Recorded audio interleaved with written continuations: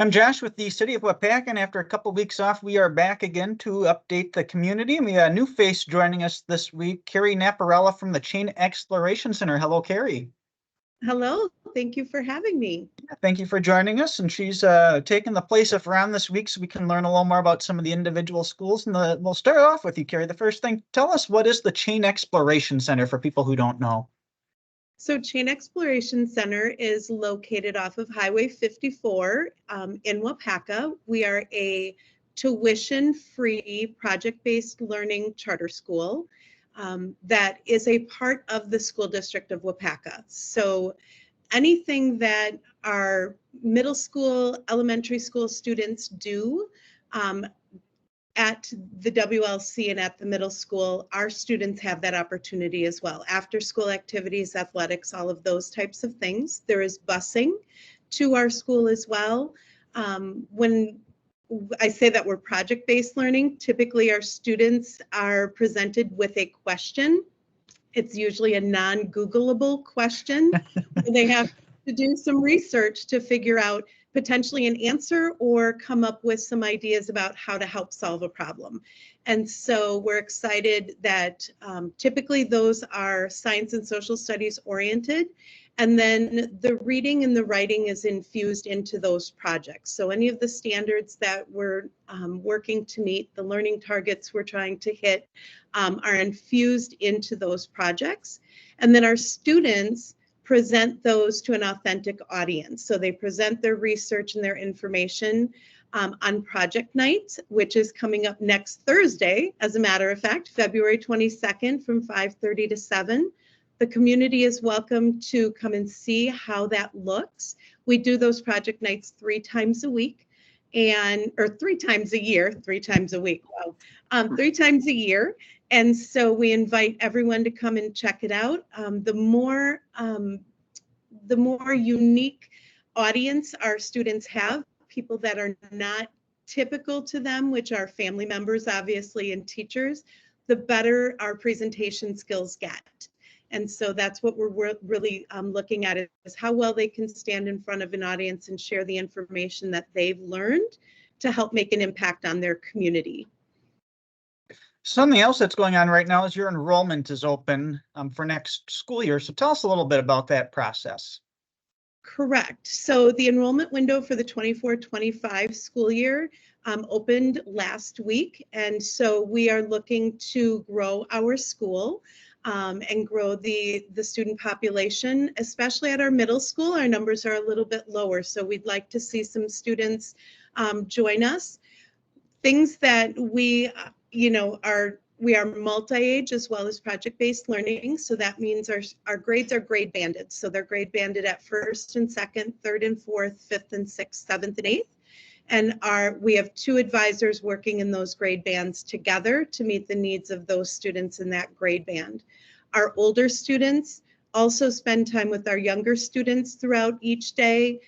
Sometimes they're book buddies, sometimes they're project pals. They help them with their learning. Right now, as I was coming to join the meeting, our older students were playing math games with our younger students, working on some of the skills they specifically need to work on. So it's not just that our students are within a classroom and that's where they are all day. They spend their day throughout the building working with different grade levels. If you're interested in Chain Exploration Center and how your family could be a part of our school family, you can go to our website, which is chainexplorationcenter.org. And the application piece and information, how to contact me, is all on there. We've been giving tours to individual families throughout the month. And we would love to grow our school family a little bit. Beautiful. Well, Carrie, thank you for that. We'll jump over to Aaron with some big news from the city. A lot of places you look at are struggling with keeping up with enough housing demand. And that's, something you hear about at a national level on the news, either really high prices or not enough to go around. And some efforts will be starting soon in the Waupaca area to increase housing supplies. Tell us a little bit about that. Yeah, thanks, Josh. Carrie talked about wanting to attract students, specifically in the middle school, and we do want to do that too. We want to attract people, families, students to strengthen our school districts. Of course, when you're talking about economic development in communities, you talk jobs, housing, school districts, all those things. Here's a stat that kind of paints a picture of where we're at in the city of Waupaca. Over the last 4 years, we've been having a lot of conversations about housing, and it's not only happening here, it's happening across the country. But the city of Waupaca has a job to housing unit ratio of 1.9 jobs per housing unit, which, well, what does that mean? How does that compare to others? And it's very, very high. I attended a conference, this is probably 2 years ago, and it was an economic development conference put on by Ellers. And it was, they had listed the highest ratios that they knew of in the state, and they didn't know of Waupaca, but it was 1.5. And I knew we were at that 1.9. So in meeting with employers over the past several years, and meeting with our city council, housing be floated to the top as one of our top priorities for economic development. We're lucky enough to have someone that's executed in a company that's executed projects recently in Howard, O'Connell Falls, and other areas. Ticor built out of the Howard area that is wanting to make an investment in the city of Waupaca. We signed into an agreement with them for phase 1 of the River North area, which will result in 32 single-family homes and 124 apartment units. The approximate investment in phase 1 will be about $27 million of value added. So I'm going to pause you for people that don't know, where is River North going to be located? Yeah, so up by, if everyone knows where Fox Valley Tech, Sunny Day, on the east side of town, that big open field, that is where River North will be. So it's good proximity to Highway 10. It's also, we've seen a lot of growth in that subdivision that's even further east of there.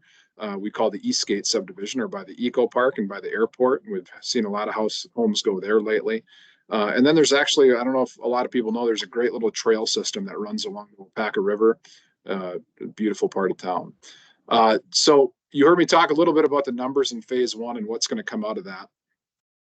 Ticor would like to build out future phases, and we have some kind of marks that they have to hit in order to exercise their option to acquire land for future phases.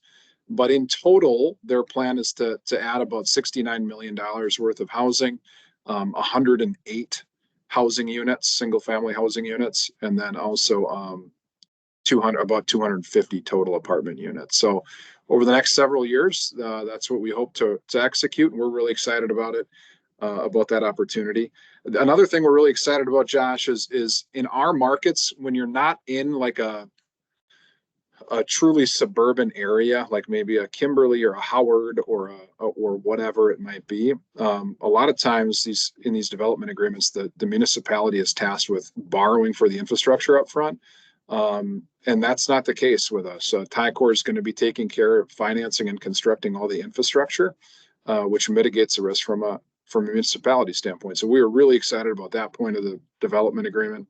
And then I'm going to talk really quickly about kind of starting price points of the homes. So these homes will start at about $250,000, and they'll go up into the 300,000s. $250,000 seems like a lot of money, and it is a lot of money. In today's construction market, that's about as affordable for a new quality home as I've seen in the last 3+ years. So we're excited about that price point. It's really, we're deeming it workforce housing. So I'm going to pause you again there. When they presented to city council, that was brought up, affordable housing versus workforce housing, and their goal is to build workforce housing, and they kind of differentiate the two. Is that something you could elaborate on? Because I'm seeing some chatter out in the public about that. Yeah, well, they want to provide housing that fits our workforce, right? In the city of Waupaca. What are the needs within our direct area, and the price points that they'll be building at, they feel like will meet those needs. They have an incentive to sell houses. They have an incentive to price it appropriately to move the houses, and get people in them. So really it meets our jobs in the Waupaca area.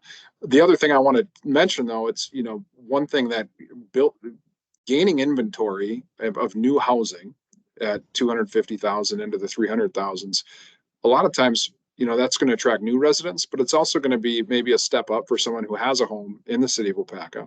And it could very well, and is likely to, open up established housing that's already here at maybe lower price points.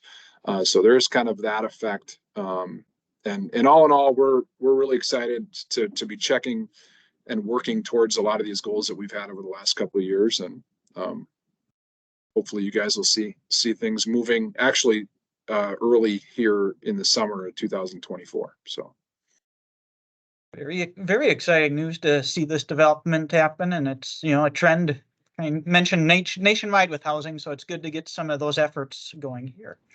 And we just want to close out this week, some employment opportunities with the city.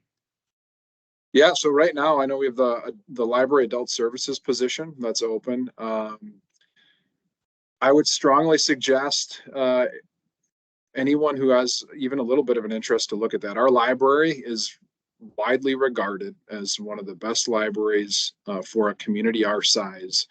I would say in the area, but honestly in the state of Wisconsin. We've had our staff members recently, within the last year, maybe a little over a year, present at national conferences in Chicago and partner with area libraries like the Madison Public Library and so on and so forth. So they're doing some pretty neat things. It's a great staff. I would encourage anyone interested to look at it pretty hard. And then I know, Josh, I would just encourage everyone else to keep an eye on that employment tab on our website. There may be some other opportunities. I know summer's coming up, so there might be some part-time staff openings too for seasonal. So absolutely, good point. Well, Carrie, Aaron, thanks for your time to get the community up to date, and we will talk again soon. Thank you Thanks, for Josh. having me. Thank you. Have a great week.